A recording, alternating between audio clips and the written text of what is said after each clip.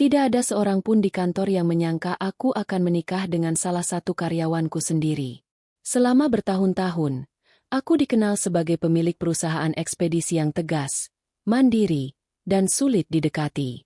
Setelah suamiku meninggal, banyak pria datang menawarkan cinta, bisnis, bahkan pernikahan. Namun semuanya kutolak. Sampai suatu hari aku justru menerima lamaran dari seorang pria yang setiap pagi datang ke gudang dengan seragam sederhana, mengangkat kardus, memeriksa kendaraan, dan tidak pernah sekalipun meminta perlakuan khusus dariku. Pernikahan kami berlangsung sederhana dan membuat banyak orang bertanya-tanya.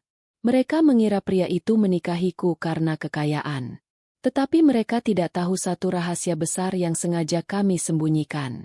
Bahkan aku sendiri baru mengetahui sebagian kebenarannya setelah kami resmi menjadi suami istri. Namaku Maya Pradani, 38 tahun. Aku adalah pemilik perusahaan ekspedisi yang diwariskan suamiku setelah ia meninggal 3 tahun lalu. Perusahaan itu awalnya hanya memiliki beberapa kendaraan pengiriman dan satu gudang kecil. Setelah suamiku meninggal karena sakit, aku mengambil alih semua tanggung jawab. Banyak orang meragukanku. Mereka mengira aku tidak akan mampu mengurus perusahaan karena selama ini aku lebih banyak mengurus bagian administrasi dan keuangan. Namun aku membuktikan bahwa mereka salah. Dalam beberapa tahun, perusahaan berkembang.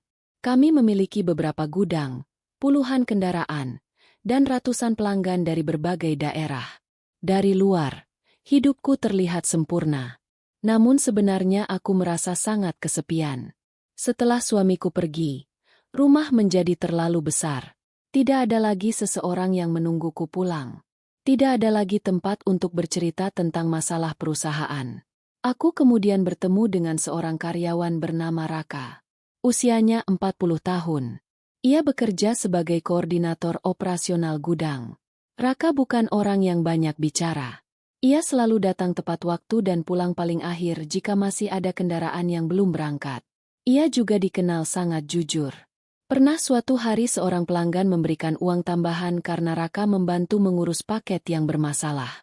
Raka justru memasukkan uang tersebut ke kas perusahaan. Aku bertanya mengapa. Ia mengatakan bahwa ia hanya melakukan pekerjaannya. Aku mulai memperhatikannya. Raka juga tidak pernah ikut bergosip tentang kehidupan pribadi karyawan lain. Ketika beberapa orang membicarakanku sebagai janda kaya, ia tidak pernah ikut berkomentar.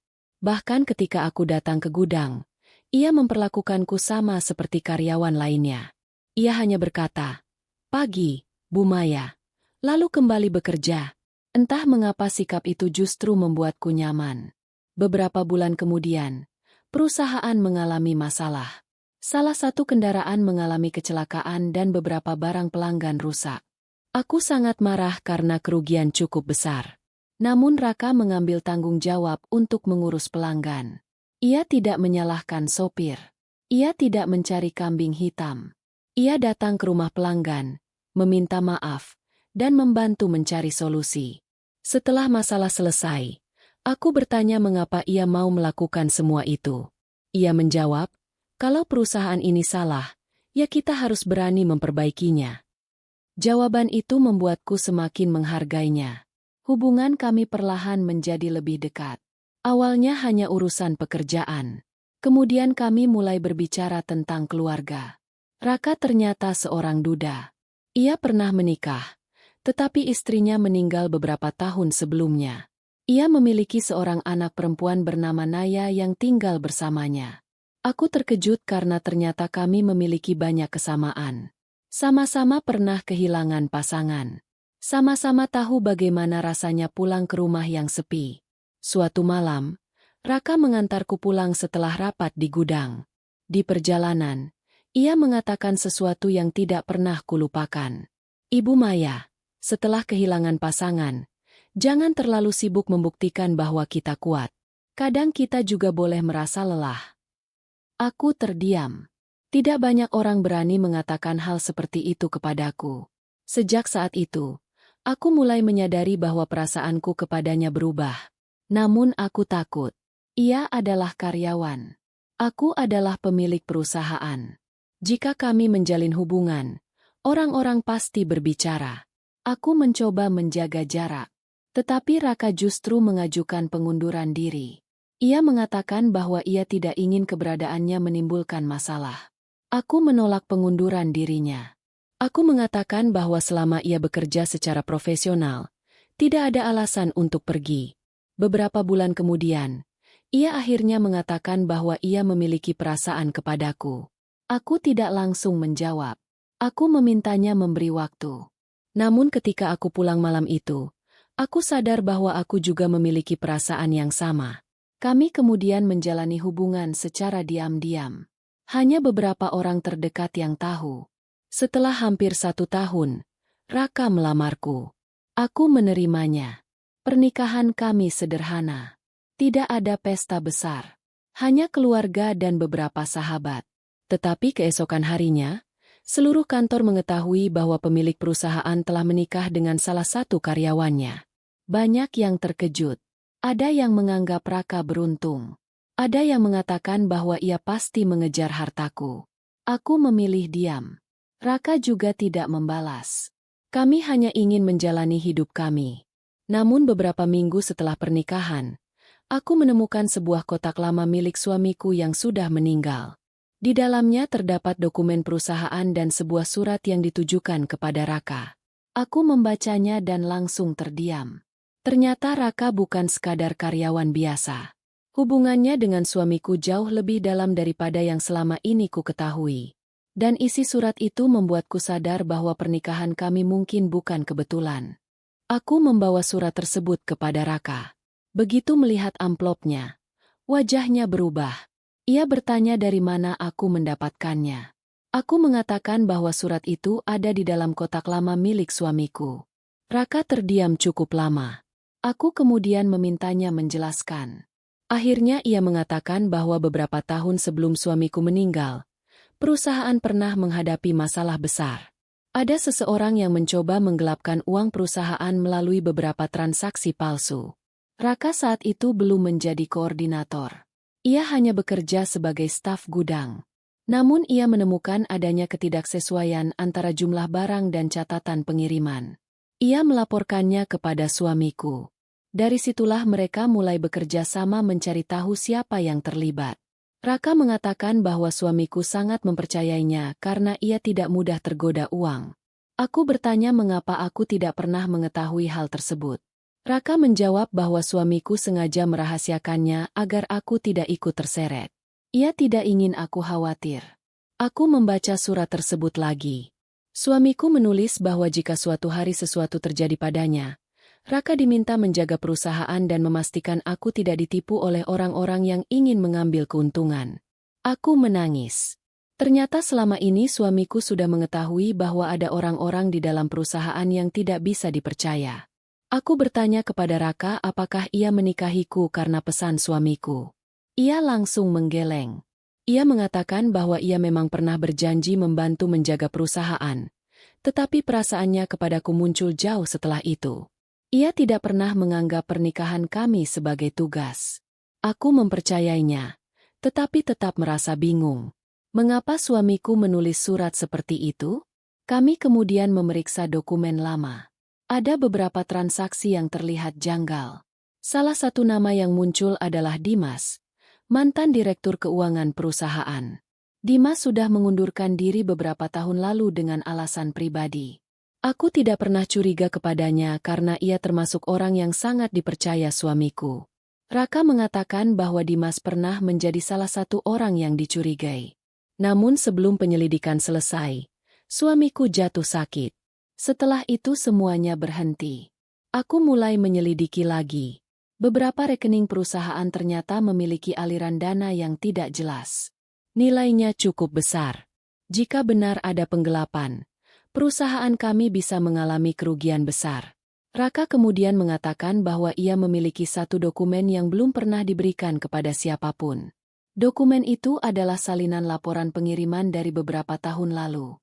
Di sana terdapat perbedaan antara jumlah barang yang tercatat dan jumlah barang yang benar-benar dikirim.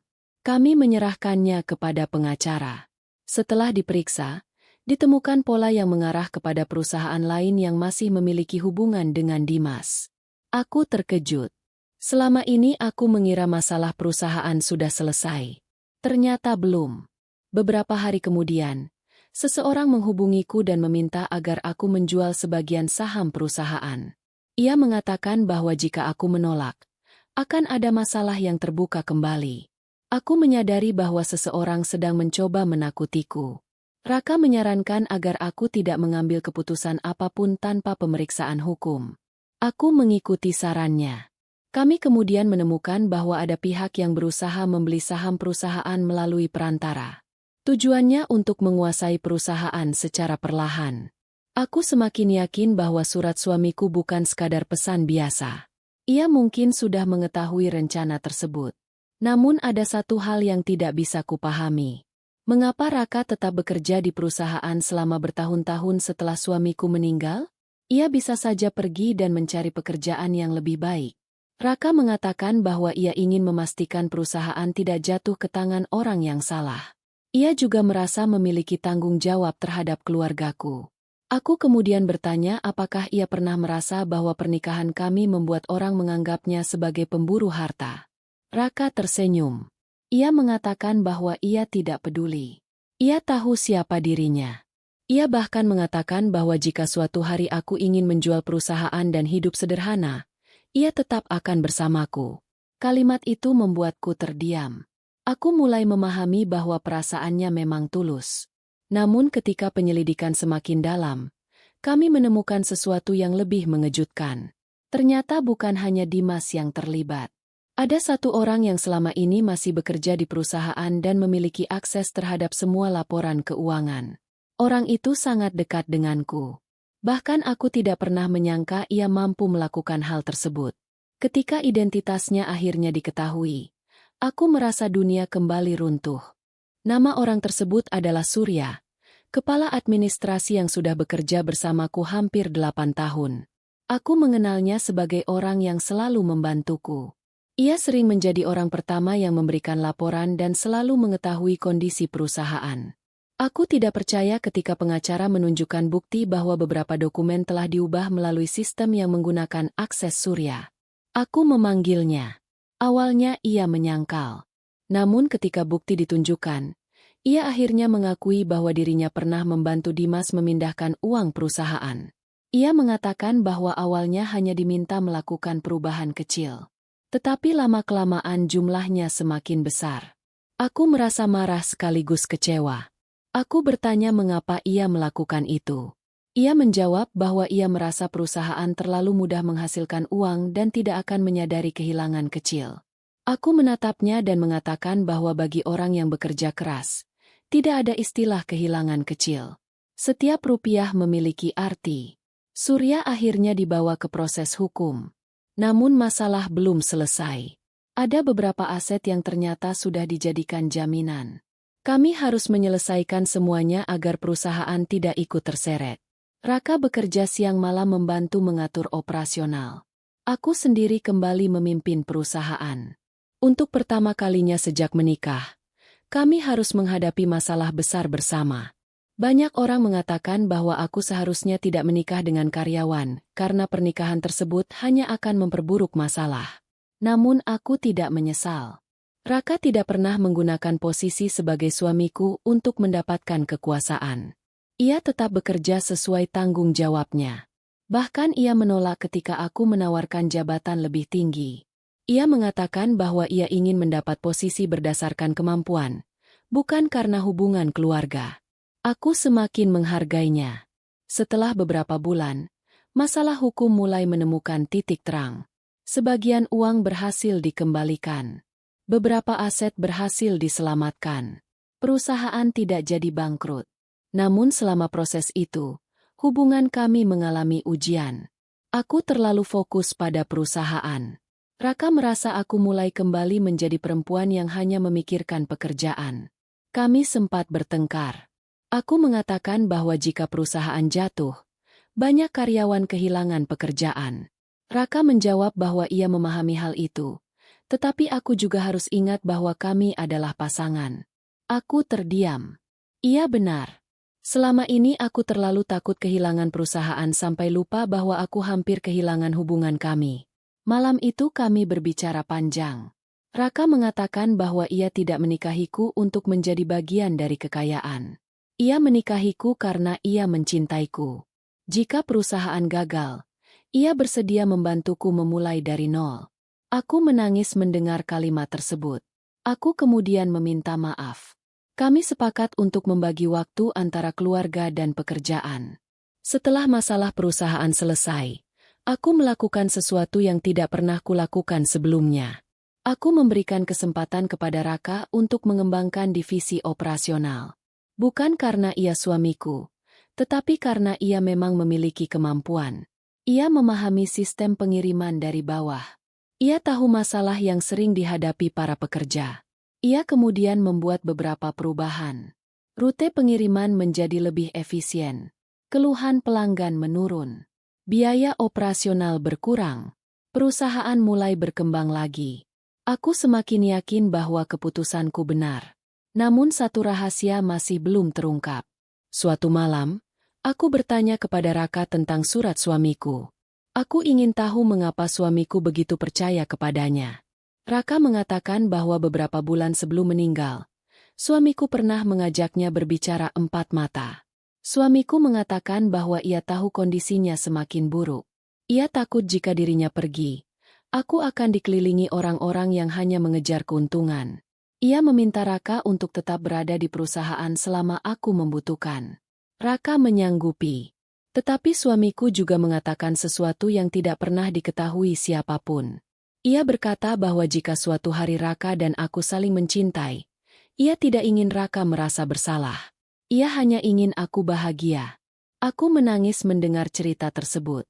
Ternyata suamiku tidak pernah menginginkan aku hidup dalam kesendirian. Ia hanya ingin memastikan aku aman. Aku kemudian menyadari bahwa rahasia terbesar dalam pernikahanku dengan Raka bukanlah tentang uang atau perusahaan. Rahasianya adalah bahwa suamiku sudah mengetahui kemungkinan kami bertemu dan saling mencintai jauh sebelum aku menyadarinya. Namun masih ada satu dokumen terakhir yang belum kami buka. Dokumen itu disimpan di tempat yang hanya diketahui Raka. Ketika dokumen tersebut akhirnya kubaca, aku menemukan alasan mengapa suamiku begitu yakin kepada pria sederhana itu.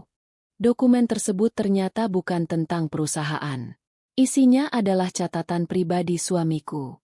Ia menulis tentang orang-orang yang dianggapnya memiliki karakter baik. Nama Raka berada di urutan pertama. Suamiku menulis bahwa Raka adalah salah satu dari sedikit orang yang pernah bekerja dengannya tanpa meminta sesuatu sebagai imbalan. Ia pernah menguji Raka secara diam-diam. Ketika ada uang yang tertinggal di gudang, Raka mengembalikannya.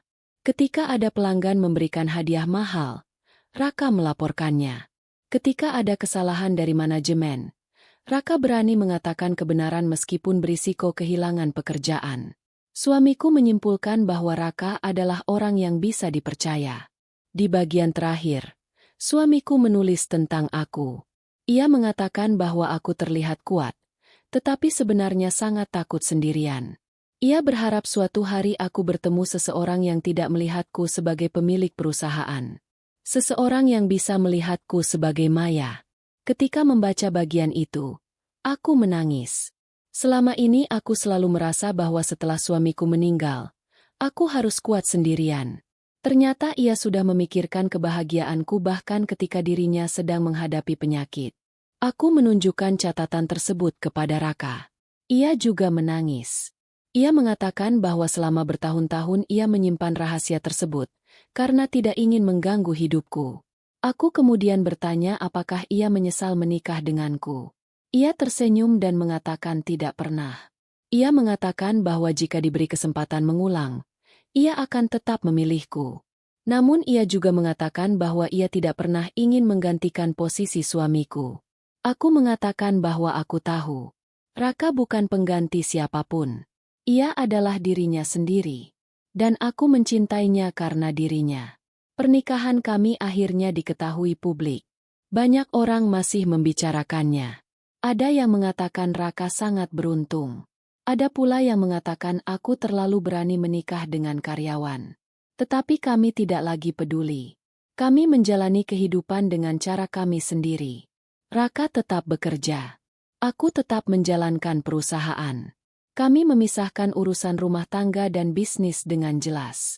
Tidak ada keputusan perusahaan yang dibuat hanya karena hubungan kami. Raka bahkan masih menggunakan kendaraan lamanya meskipun sekarang penghasilannya jauh lebih besar. Ia mengatakan bahwa benda yang masih berfungsi tidak perlu diganti hanya untuk menunjukkan status. Aku sering tertawa mendengar prinsipnya. Beberapa tahun kemudian, perusahaan kami berkembang jauh lebih besar. Namun aku tidak pernah melupakan masa ketika hampir semuanya runtuh. Aku justru membuat sistem perusahaan lebih transparan. Tidak ada satu orang yang bisa mengendalikan semua keuangan. Semua transaksi diawasi. Aku juga membentuk program kesejahteraan bagi karyawan. Raka sangat mendukung. Ia mengatakan bahwa karyawan bukan sekadar angka dalam laporan. Mereka adalah keluarga yang ikut membangun perusahaan. Hubungan kami juga semakin kuat. Kami belajar bahwa pernikahan bukan hanya tentang cinta ketika keadaan baik. Pernikahan adalah tentang tetap duduk bersama ketika keadaan buruk. Ketika aku lelah, Raka ada. Ketika ia mengalami masalah, aku ada. Kami tidak selalu sepakat. Namun kami selalu berusaha berbicara. Suatu malam, aku bertanya kepadanya apakah ia masih mengingat hari ketika pertama kali bekerja di perusahaan. Ia tertawa. Ia mengatakan bahwa saat itu ia tidak pernah membayangkan akan menikah dengan pemilik perusahaan. Aku juga mengatakan bahwa aku tidak pernah membayangkan akan jatuh cinta kepada salah satu karyawan. Kami kemudian tertawa bersama. Aku menyadari bahwa hidup memang sering memberikan kejutan melalui jalan yang tidak kita rencanakan. Aku kehilangan suami dan mengira hidupku akan selamanya sepi. Aku kemudian menemukan seseorang yang awalnya hanya seorang karyawan biasa. Namun ternyata ia adalah orang yang paling setia menjaga perusahaan, menjaga amanah suamiku, dan akhirnya menjaga hatiku. Banyak orang mengira rahasia terbesar dalam pernikahan kami adalah alasan seorang pemilik perusahaan mau menikah dengan karyawannya. Padahal rahasia sebenarnya jauh lebih dalam. Raka sudah berjanji kepada suamiku untuk menjagaku dan perusahaan ketika aku belum mengenal perasaanku sendiri. Tetapi setelah semua rahasia terbongkar, aku sadar bahwa ia tetap bersamaku bukan karena janji itu. Ia bertahan karena cinta. Kini jika ada yang bertanya apakah aku menyesal menikah dengan seorang karyawan, jawabanku selalu sama. Aku tidak menikahi status pekerjaannya. Aku menikahi karakter seorang pria yang tetap jujur ketika tidak ada yang melihat. Aku menikahi seseorang yang tidak mengambil keuntungan dari kesedihanku. Aku menikahi seseorang yang tetap berada di sampingku ketika perusahaan sedang berada di ambang kehancuran. Dan yang paling penting, aku menikahi seseorang yang tidak pernah berusaha menjadi pengganti suamiku. Ia hanya menjadi dirinya sendiri. Dulu aku pikir warisan terbesar suamiku adalah perusahaan yang ia tinggalkan. Sekarang aku sadar, warisan terbesarnya adalah kepercayaan yang ia titipkan kepada orang yang tepat. Raka bukan hanya karyawanku. Ia adalah sahabat, pasangan, dan orang yang membantuku memahami bahwa cinta kedua bukan berarti melupakan cinta pertama.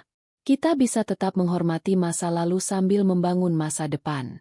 Dan jika suatu hari nanti anak-anak kami bertanya bagaimana kami bertemu, mungkin aku akan mengatakan bahwa ayah mereka dulu hanyalah seorang karyawan yang bekerja keras di gudang.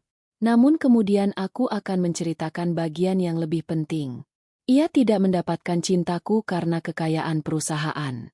Ia mendapatkannya karena kejujuran, kesetiaan, dan keberanian untuk tetap berada di sisiku ketika semua orang lain memilih pergi. Itulah rahasia terbesar dalam pernikahan kami. Bukan tentang harta, bukan tentang jabatan, bukan tentang perusahaan, tetapi tentang sebuah janji lama yang akhirnya berubah menjadi kisah cinta baru, tanpa pernah menghapus kenangan cinta yang telah lebih dulu ada.